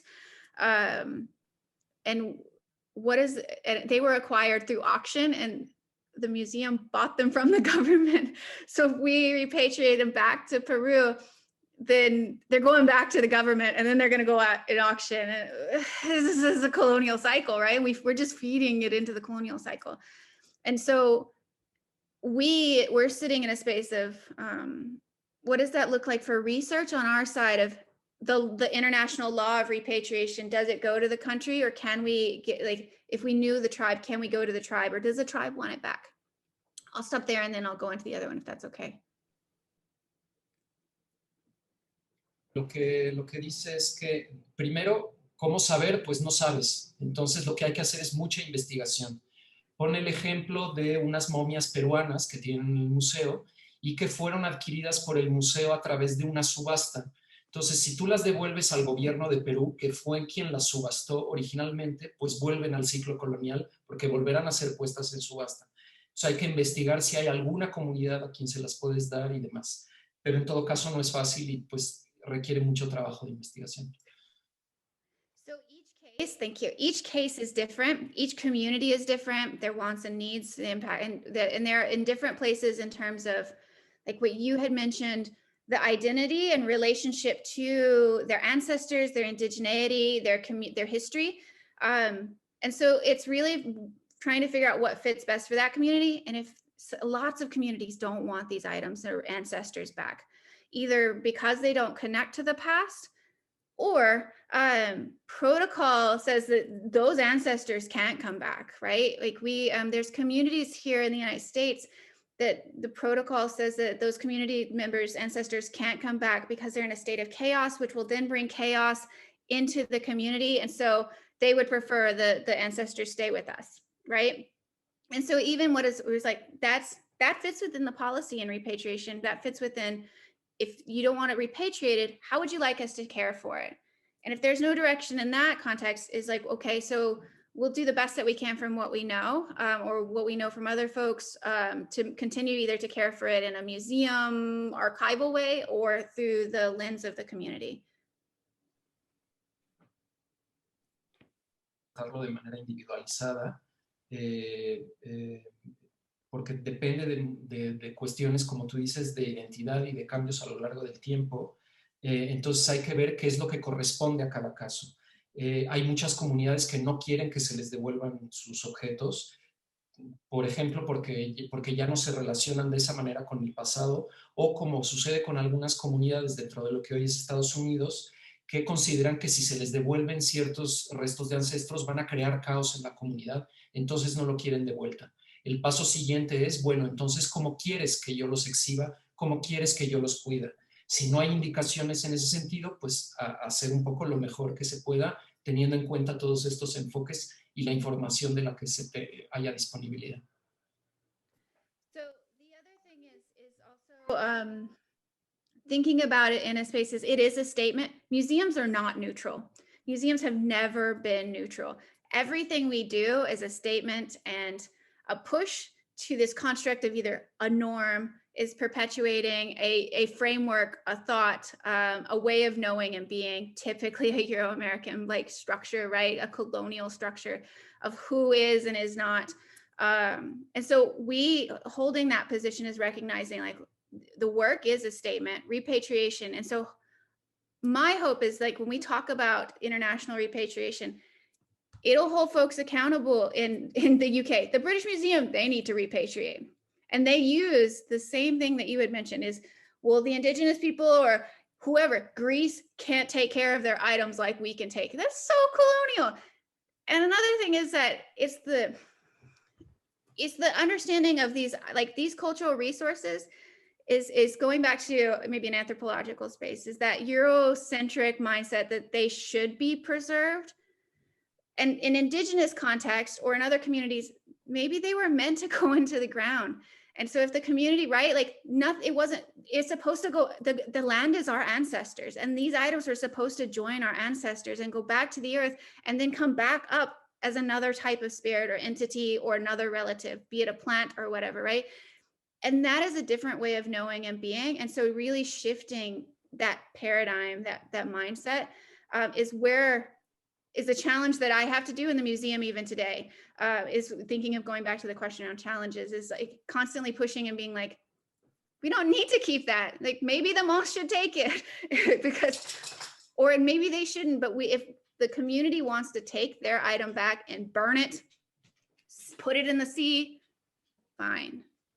One other thing real quick, if that's okay, before is one of the things that we have, so when we were doing the Maya consultations with the Maya community members, and they're from different communities. Maya community, sorry, it's my dog. So he saw someone, he cares about decolonization too. We have 3 bowls that were dug up from a sacred lake from their home by a white guy who was working for the Chicle rubber industry. He took this, they were offerings to like ancestors, or they were supposed to be in that lake. And so what is that, when we think about repatriation, maybe that the repatriation is they should go back to that lake. There's 3 of them. So why not ask the community? Because one should go back to the lake, right? I imagine that one should go back to the lake. And we'll ask the community what they do. They want another one? Like, what does that mean to make sure of honoring where they were meant to be, but also honoring the community. Maybe they want them in their museum. Maybe they don't. Maybe they want us to hold on to one. And so just even thinking about is if those ancestors and indigenous people aren't there, there's still a way to, I feel like, in that context at least, to put them back where they were meant to be.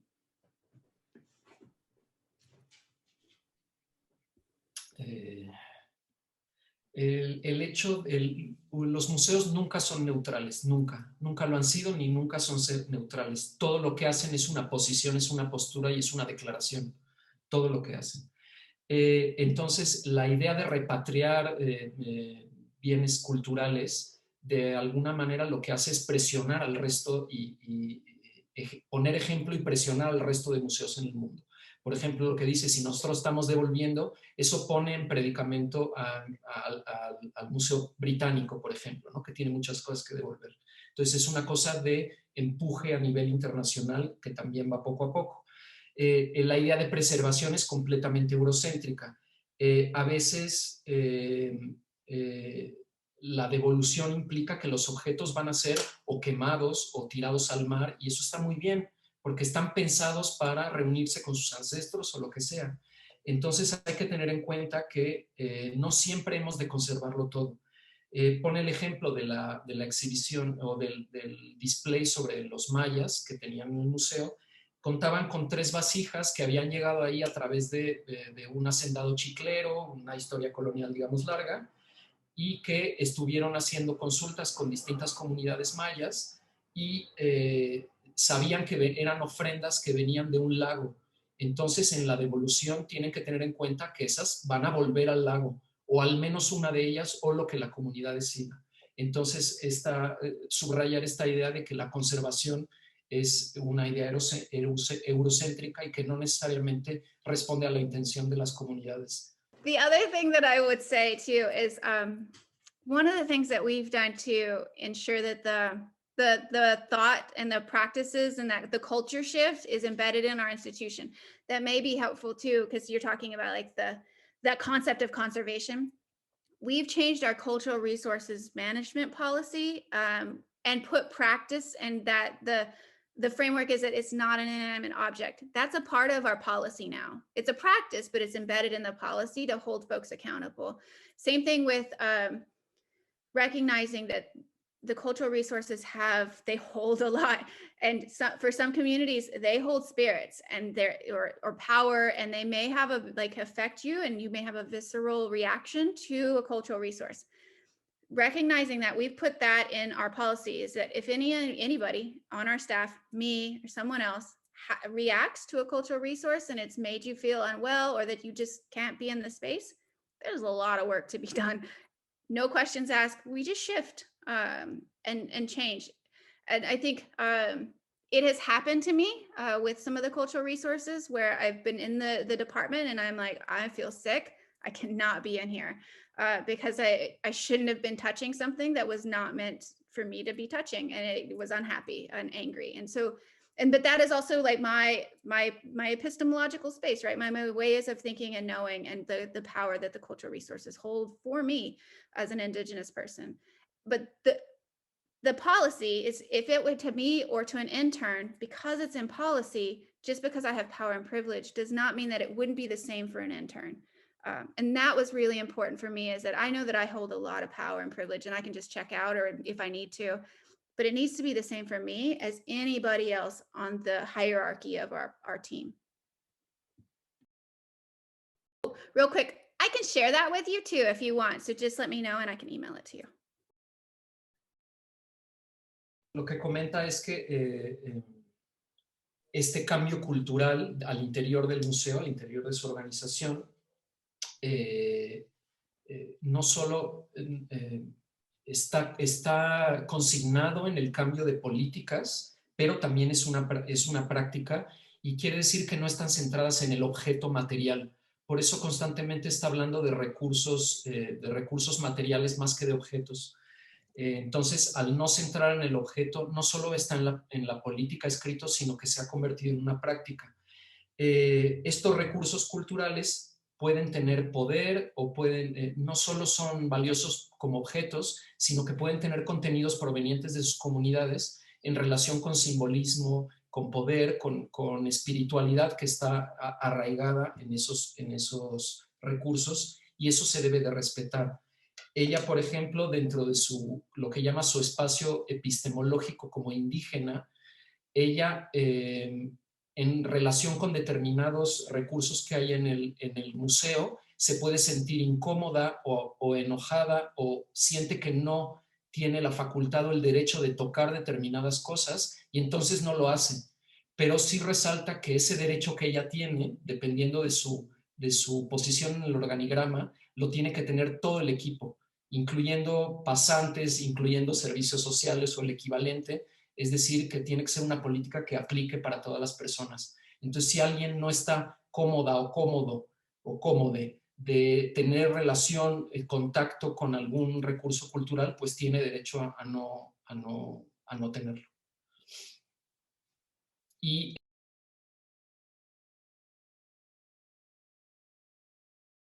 interesante. Are there any other questions? I don't know if there's anyone else with hands up or thank you all. I'd love questions. So, and I think we have still a bit of time. So if anyone has any or still wants to stay in conversation.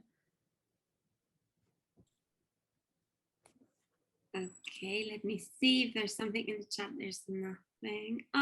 Well, I have a question. Sí, buenas tardes a todas. Muchas gracias.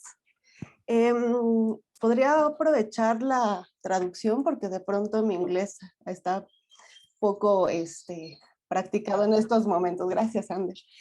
Es una pregunta muy concreta. Muchas gracias, Brandie. Ha sido una presentación sumamente enriquecedora y muy interesante. Qué gusto conocerte y saber de lo que están haciendo en el museo. Y mi pregunta puntual es saber un poco más sobre cómo han ido llegando estas exigencias o necesidades de diferentes comunidades al museo. Ya creo que si no mal me perdí, había una lámina en la que comentabas que es un proceso que tiene más o menos 100 años de vida, ¿no? En un intercambio como activo de las comunidades. Y quería saber un poco cómo se han ido presentando estas, cómo han ido entrando estos diálogos y si el museo tiene algún tipo de registro, digamos, histórico de esto y si es como de consulta pública. Muchas gracias.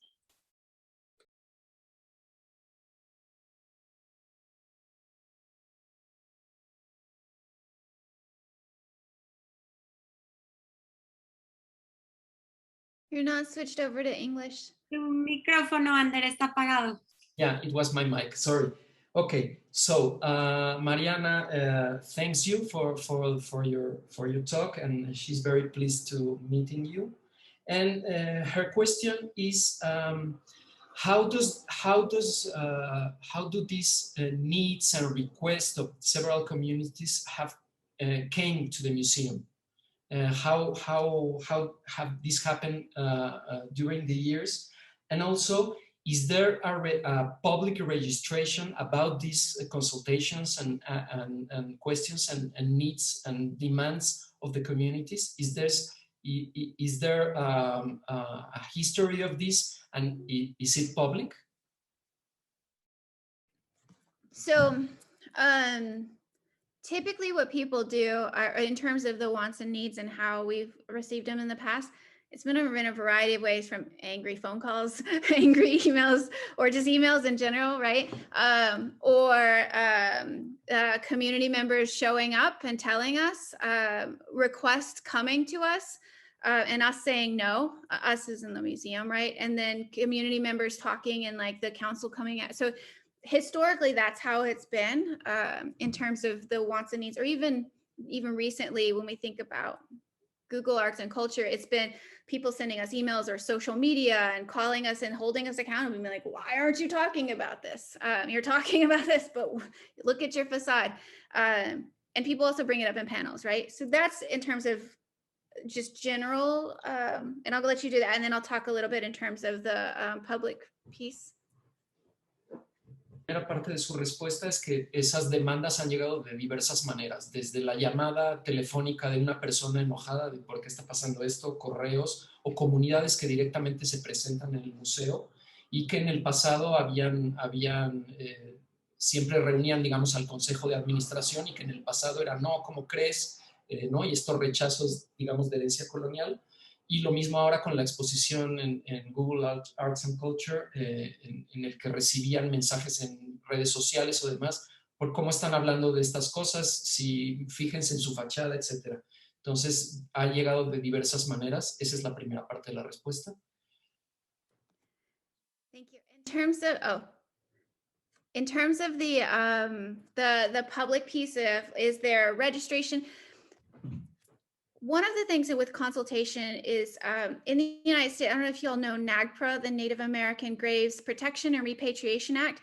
That's where a lot of our consultations with Indigenous communities happen for the time being. It's a federal law enacted in 1990 that holds institutions that have received federal funding accountable to where they have to repatriate a certain group of items, right? It's usually ancestors, funerary items, ceremonial items, and items of cultural patrimony. Fantastic piece of legislation. Very restrictive, though, only works with federally recognized tribes.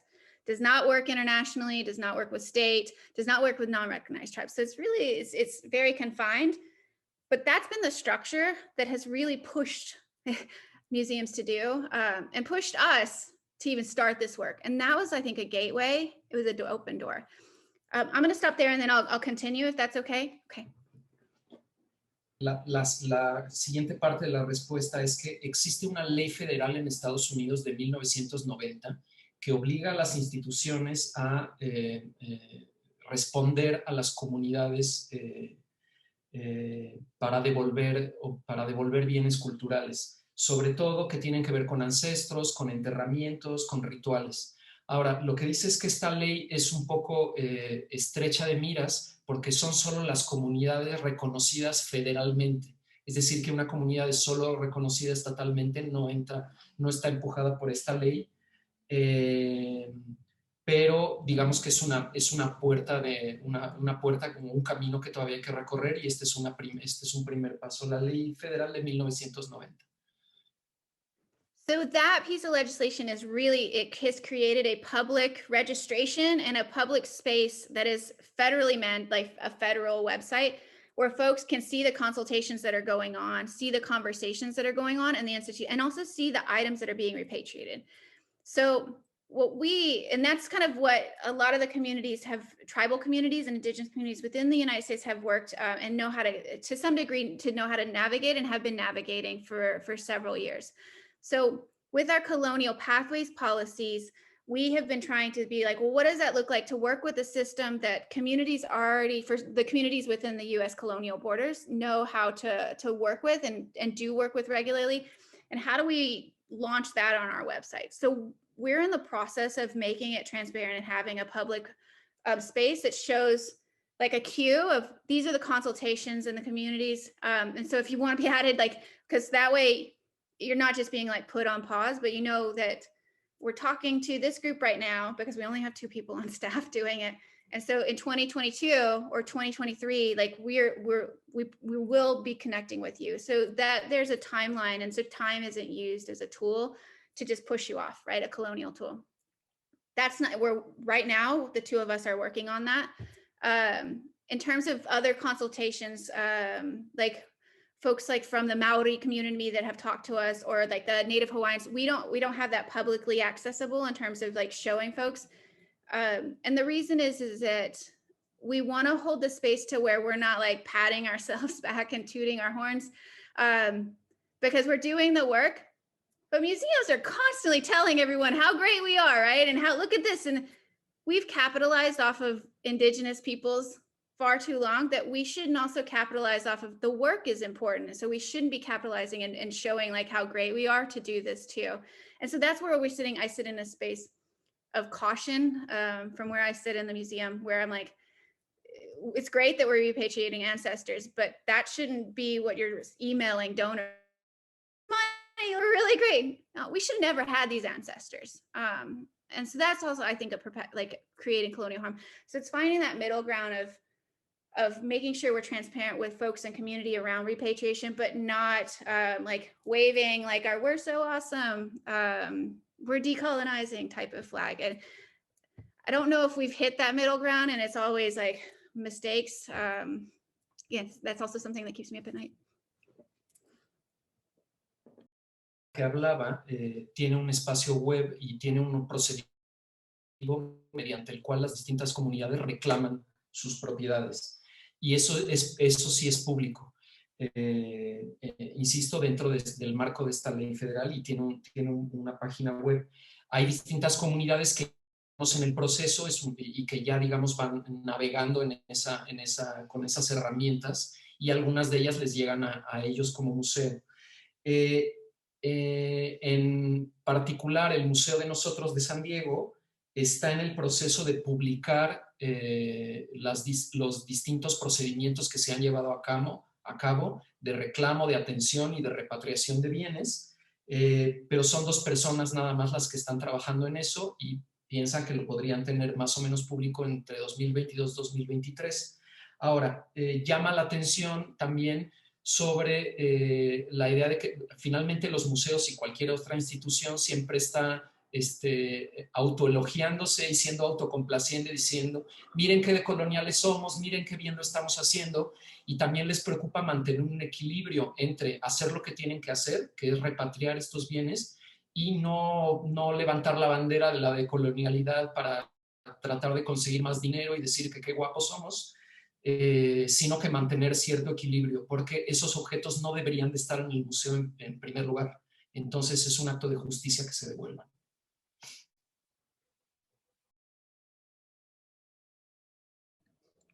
Luisa, I think Luisa has their hand up.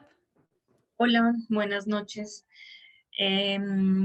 Mi pregunta va en esta línea de lo último que respondes sobre conseguir financiación, y justo tiene que ver con eso, como qué piensas o cómo se han manejado frente a ciertas situaciones. No sé específicamente cómo funciona específicamente para este museo, pero entiendo que muchos de los museos en Estados Unidos son privados o tienen como unas dobles figuras. Te hablo desde Colombia. En Colombia funciona de una forma similar en ese sentido, y muchas veces proyectos que buscan ser descoloniales y que tienen un posicionamiento crítico frente a lógicas coloniales y neocoloniales en el país están financiados por empresas o por sectores privados que tienen pues manos metidas, injerencia en este tipo de procesos, por ejemplo, de extractivismo y de expropiación de comunidades, y como situaciones que están en el centro de esas preguntas por la colonialidad, por los territorios, por las reivindicaciones de las comunidades. Entonces, cómo se manejan con estas contradicciones, y si se dan.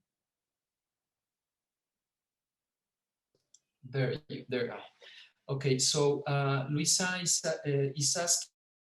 She asks she's from Colombia, and she's over there right now. So she says that both in Colombia and the United States, many museums and institutions their funds come both from public money and private money, and sometimes some institutions in Colombia that are working with decoloniality, with the community, etc., are funded by private money that comes from enterprises that are extractivist enterprises with communities and that exploit the territory, etc. So she asks if that's the case, that's your case, or how to deal with that contradiction. I was not very clear, I'm sorry, but I think I translated it. You were clear. Yeah, I got it. So, and I agree, Liz. It is common, and especially, and funders are always the privileged ones, right? Because it's where the money comes from. So that is many times what drives the work, and that has been a challenge, I think, for moving this work forward, because they're like, well, what will the funders say? We'll lose the money. And fear.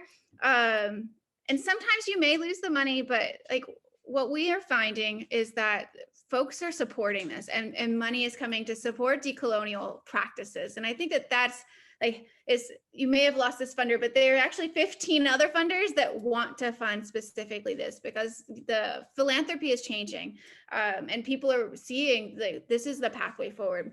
Doesn't necessarily answer your question just yet, but I think that like knowing that that fear is of we'll lose a funder, we'll lose a board member, we'll lose a donor. That should be a thing in the past, because this is a conversation, and why human rights are more important than the money, because then what are we, human rights really doesn't matter. We're not accomplishing our mission. And that's really the heart of the conversation that that we have in the museum, at least in my position, because some of our funders were the extractive spaces, right? So we're taking advantage of folks. We're a foundation that was founded by a white supremacist who said that all Indigenous people should die, and wrote notebooks about it and published about it.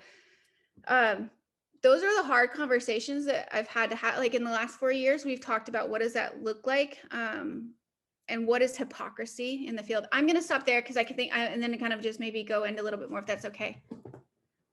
Sí, ok. Entonces la primera parte de la respuesta es que efectivamente el dinero viene de las clases privilegiadas normalmente, y que eso es un gran reto. En todo caso, ella considera que lo que hay que hacer es, aún a riesgo de perder el financiamiento, pues no responder a ese tipo de financiación. En todo caso, considera que la filantropía también está cambiando, y que si tú pierdes el dinero de por ejemplo, de una empresa que es extractivista o colonialista, hay otras que sí lo pueden dar, y eso está cambiando, y no hay que tener miedo a perder cierto financiamiento porque hay otros.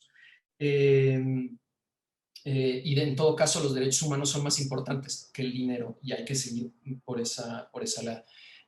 De hecho, ella asume que el museo que está, el edificio y el museo fue fundado por supremacistas blancos. Entonces aceptan su contradicción histórica y la exhiben, ¿no?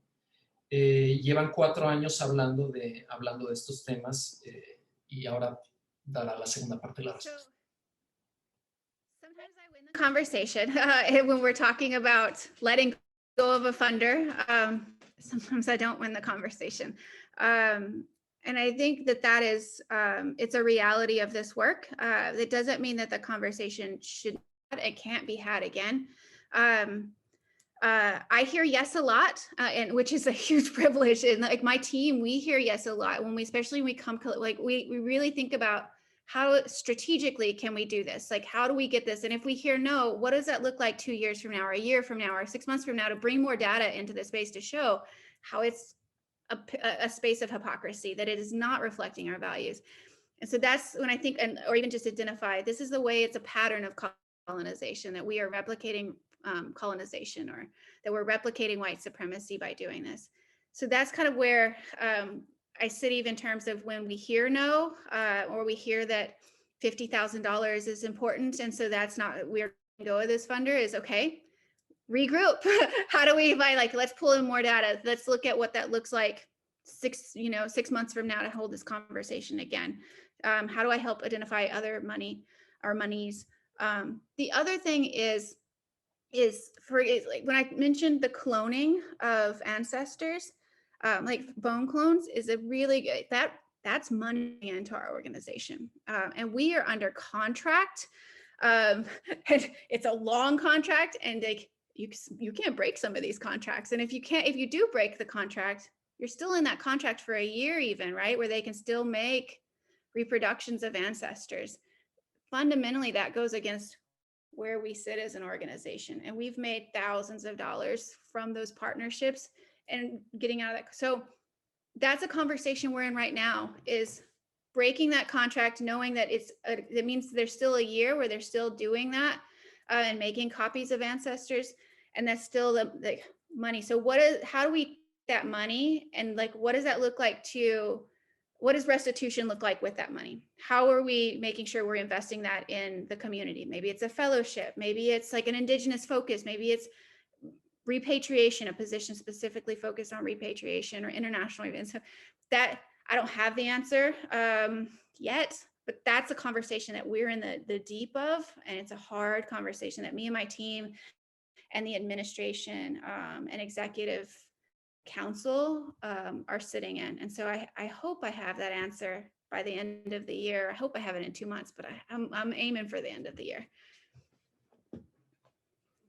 Al final, estas son las conversaciones difíciles que hay que tener y que se tienen todo el tiempo. No tiene una respuesta, espera tenerla en un tiempo, pero son las conversaciones que tiene su equipo con el staff administrativo y con el board de directores, ¿no?, del museo.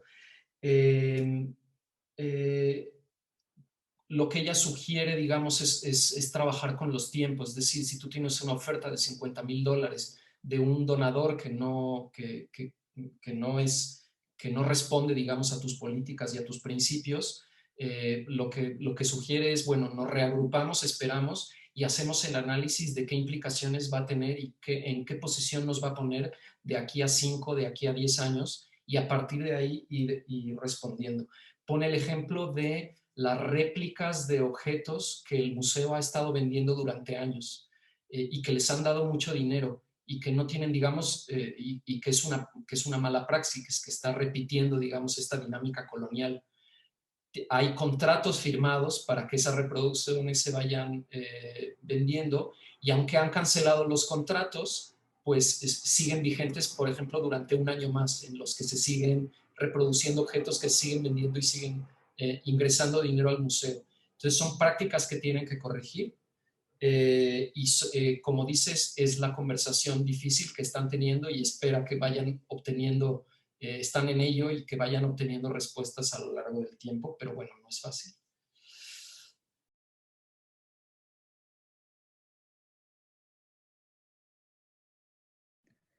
Thank you. I don't know if we have time for one more question. I leave it up to you all, but I'm so grateful for the questions so far in the conversation and the translation. I think if we have another question, it would be awesome. What do you think, Ander? I think it's fine. I don't know if there's some. He's asking in Spanish. Let's see if somebody else raises their hand. So, Luisa, tú tienes tu mano levantada, pero se quedó, ¿o tienes otra pregunta? Ok. Se quedó, disculpa. No te preocupes. ¿Alguien más que tenga una pregunta? Aprovechar que tenemos a Brandie aquí.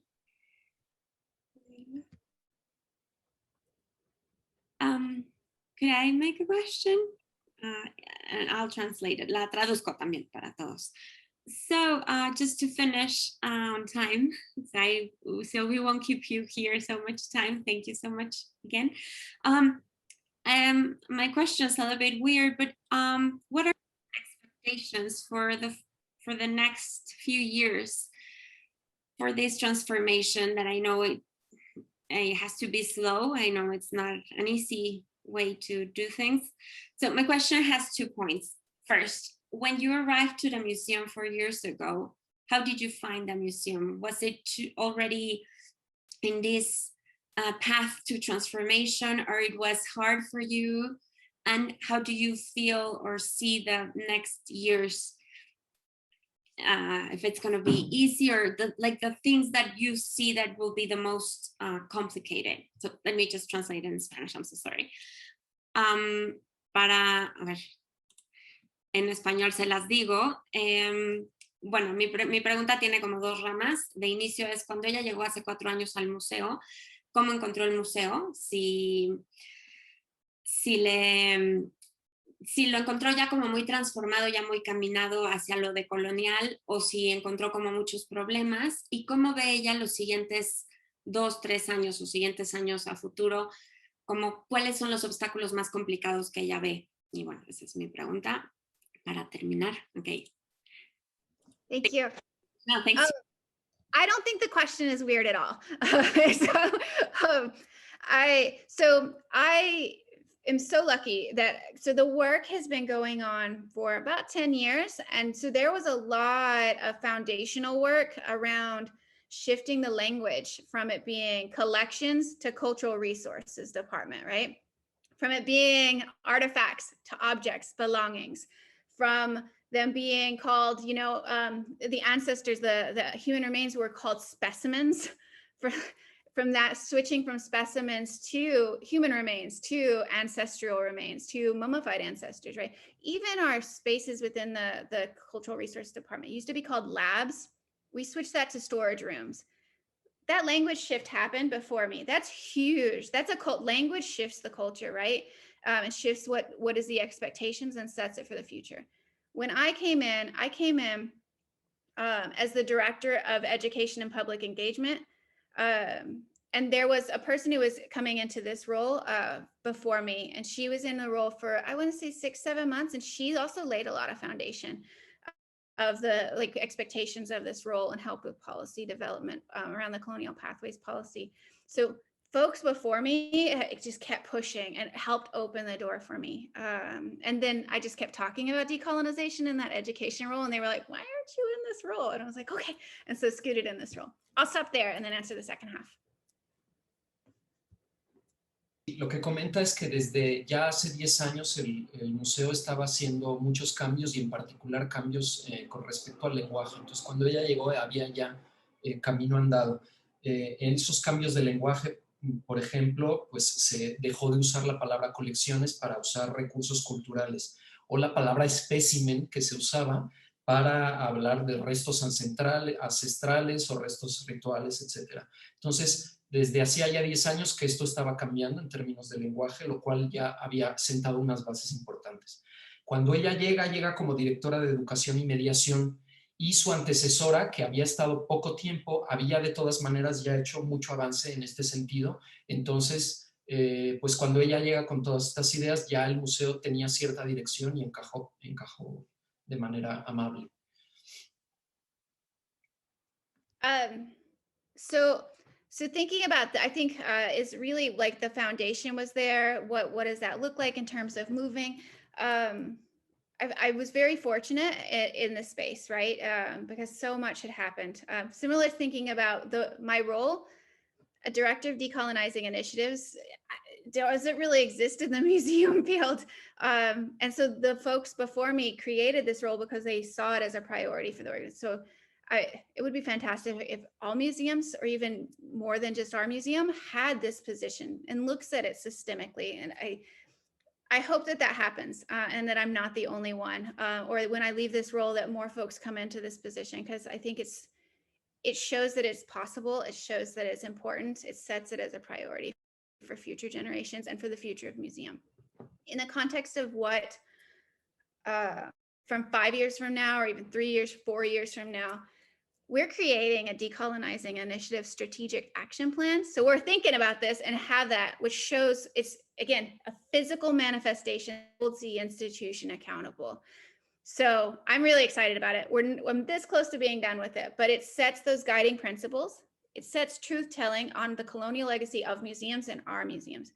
Goes into truth-telling, that truth-telling accountability, talks about the principles, and then shows what those principles mean, principles in practice. It gives an example, and then sets metrics for what does that mean. So it's in increasing the capacity of our repatriation. It's changing the colonial exhibits that we have. And so within each of those 4 years from now, hopefully, I'd like to see the museum repatriating internationally, right? I'd like to see our team to have more Indigenous people on staff, to have more Black Indigenous people of color involved in the community, to have Indigenous people trust our museum. Even just, we don't have an Indigenous person on the board, right? Because it's been so hostile and aggressive, our board of trustees, even though they're wonderful folks and we're diversifying it, but the past has created barriers to where Indigenous people don't feel comfortable now. And so shifting that. And then one really other quick example in terms of for before I stop for translation is governance. We've talked a lot about it in cultural resources, in education. You always think about these spaces that these periphery spaces, but what does it mean for the governance? How are decisions being made? There should be Indigenous peoples at every level of decision making, right? Why is it one person making the role? So what does that look like in terms of who's in charge and how decisions filter down in the hierarchy of decision? not that it needs to be a flat space, but what does it mean to decolonize our governance, and who makes those decisions? So it's not that colonial regime, you know, moving things, that it's a decolonized brain or decolonial practice brain, right? Like brains. So maybe it's co-leadership, like we see in maybe Te Papa Museum that implemented that space. So I don't know what that looks like, but we're working on creating a metric of what does that mean for transitioning from a one individual governance to multiple, maybe individuals, like co-leadership model.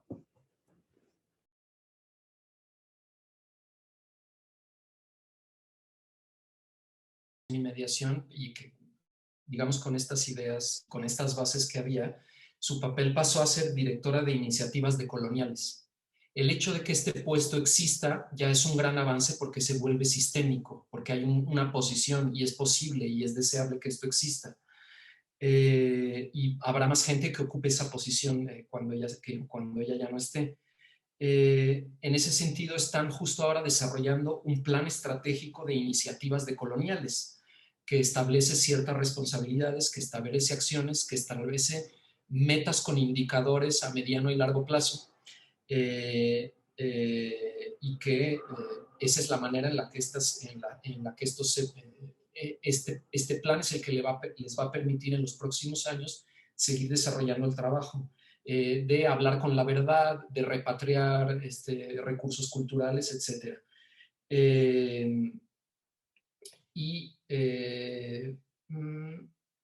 Por ejemplo, dice que todavía hay que hacer más cambios en el sistema.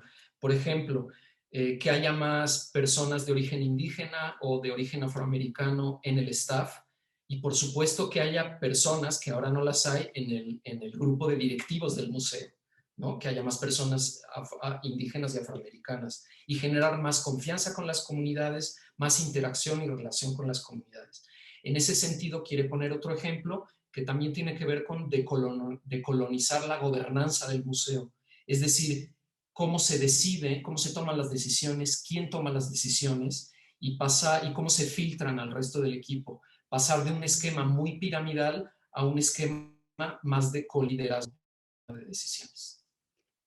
I want to just mention too, in terms of the Decolonizing Initiative Action Plan, we have a goal, like that's going to be put on our website, so everyone, so that you can leverage that success of getting it passed for it to be able to launch it in another space, or to start changing practices in another space, right? Or setting goals for decolonizing initiatives. Like this is what one great did.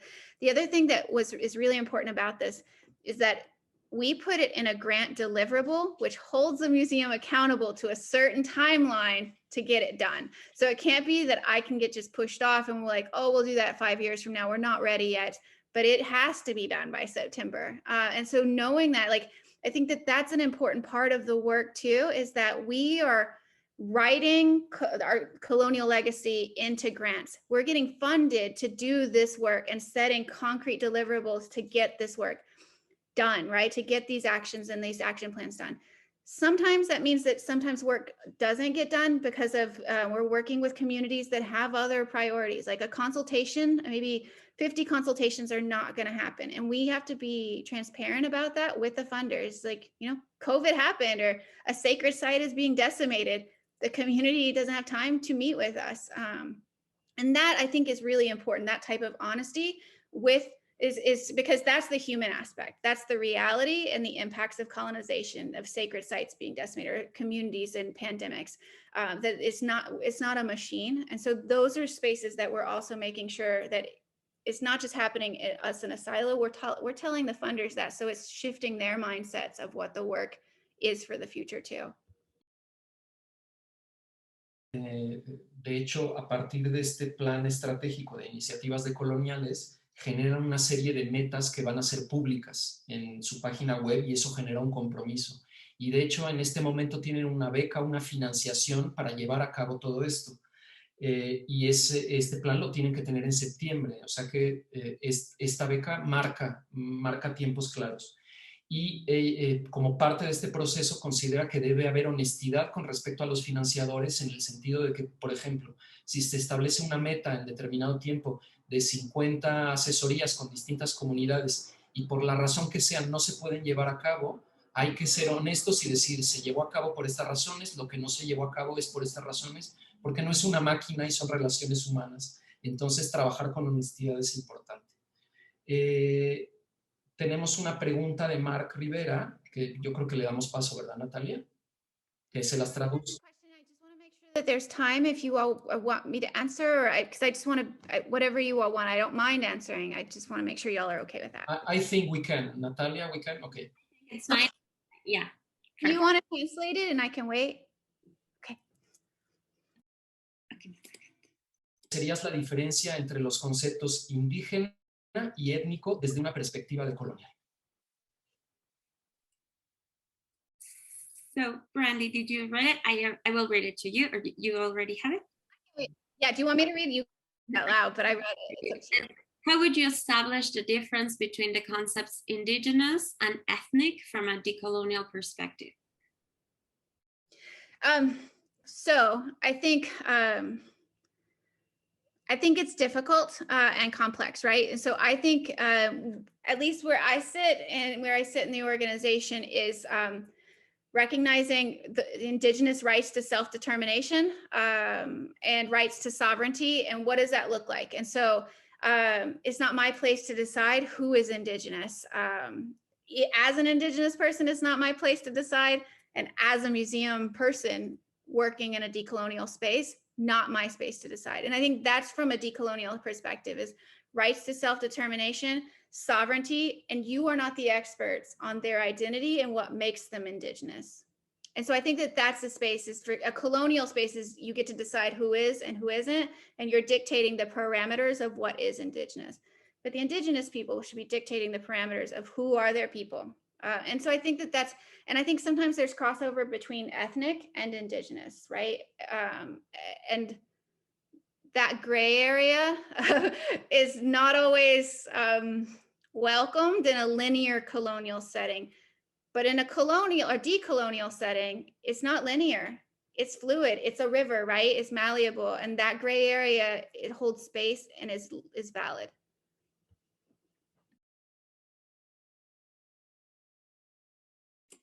Ander, estás en micrófono cerrado, perdón.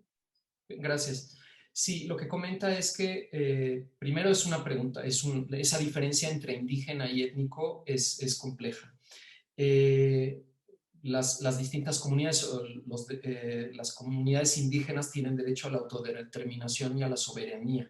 Eso quiere decir que ni ella ni la institución deciden quién es o no indígena, porque los únicos expertos en su identidad son las propias comunidades. Nadie fuera de las comunidades es experto en su identidad.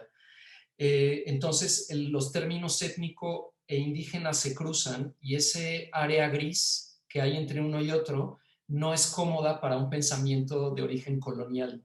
En todo caso, las identidades no son fluidas y no son compartimentos estancos, y hay que entenderlas fluidas como ríos, y hay que atender a esa diversidad. Y ahora sigue contestando. Thank you. Thank you for that question, and all of the questions that you all so graciously asked in just the space and listening, and the time that you all have given. It's such a gift to be here with you all tonight, and thank you for your patience, and also thank you for interrupting me. I need to be interrupted, so thank you. Thank you to you. It was a great pleasure, really. I just want to say really fast that a lot of people are saying thank you for sharing, for everything. Everybody's typing the thank you. They are very pleased. And I don't know if you want to say something. Do you want me to translate that, Ander? So I can... Está bien, no, nada, que les agradece el tiempo, les agradece mucho las preguntas y la atención, y pues bueno, eso, que está muy contenta de haber compartido con ustedes. Well, I think we're very pleased. Thank you for sharing so much, and for give us your time, and much more of the time that was supposed to be given. Thank you. We're very, very, very helpful. We're grateful. And this will be on Saturday in our YouTube channel, so we will share it with you and with anybody that wants. Así que lo digo ya en español. Muchas gracias a todos. Muchas gracias a Brandie por su tiempo. There's hearts for you as well there in the chat. Hay corazoncitos por ahí, agradecimientos de todos. Gracias a todos por su tiempo. Esta grabación, igual que todas, va a estar el sábado en el canal de YouTube para todos los que quieran. El que quiera me puede escribir y le puedo mandar el link, y si no, hay en el canal del Centro Cultural Universitario Tlatelolco, y lo pueden compartir con quien ustedes quieran. Solo para recordarles a los seminaristas de nuestra semana que viene, la sesión va a ser de debate. Van a recibir por mail unas preguntas y cosas para preparar a los grupos como vamos a trabajar. No va a haber ponente como tal, sino va a haber sesión de debate, nada más para que estén pendientes de su correo. Y volvemos a nuestro link de siempre. Esta fue un link distinto por el tema de la traducción simultánea. Yeah, everybody's typing. Thank you again. Muchas gracias a todos. No sé si alguien quiere decir algo más. Si no, ya todos, por favor, agradezcan. Muchas gracias. Ander, muchísimas gracias por esa traducción. Thank you so much for that translation. It was amazing. Gracias. Thank you, Brandie. It was great meeting you. Really a pleasure. And thank you. Stay in touch. Good night. Bye. Bye. Thank you.